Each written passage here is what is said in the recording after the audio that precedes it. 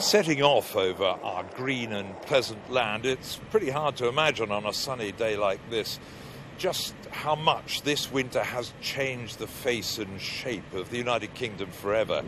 The incessant storms, the heavy rains have brought extreme flooding and misery to many. Whole swathes of the country have been submerged, and even though the floods may now be receding, the nightmare continues for thousands. Britain really is an island nation. We've got some 11,000 miles of coastline, some stunning sights along the way. That is more coastline than India or Brazil, believe it or not. But over the last few weeks, it has taken a real battering and beating. It's been eroded and gouged away. In fact, the National Trust says that they've seen 7 years of erosion in some parts of the coastline in just 2 weeks. And flying over the Dorset coast, it's clear there's been a dramatic change in the shoreline. The National Trust has had a long history of managing the coast, as you've suggested, so we've learnt what not to do and what to do. And although there was some hard defences at Studland in the 80s, we're now working to work with natural processes and remove some of those defences, because we've learned that the best way of protecting the beach and ensuring that there is a beach at Studland into the long term is to actually allow it to naturally migrate landwards. And if you try and hold back sand in one location, it will actually cause more erosion further up the coast. Continuing my journey away from the country's coast, we head to Tewkesbury. Here the issue is of construction, and building new homes is a hot topic. Hundreds of homes have planning permission to be built on floodplains. 570 homes have been given the go-ahead on land between Tewkesbury and Gloucester, land that's been underwater for the last few weeks. The plans need rethinking, says the local MP and many of the local residents.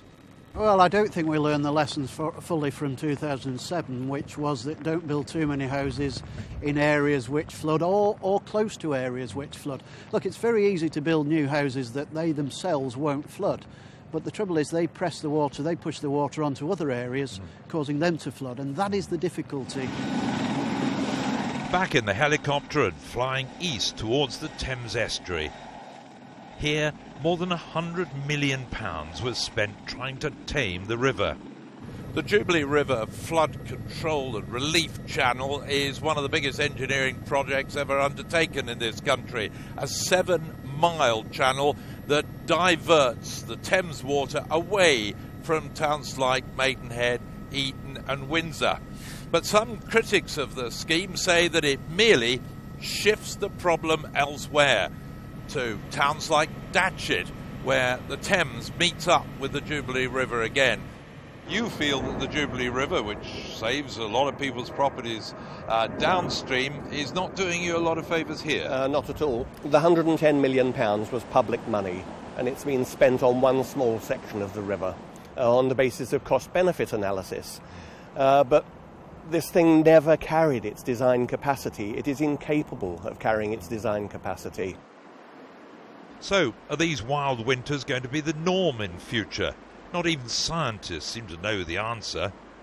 You can be sure, though, that the outlook will be unpredictable. So we'd better be prepared.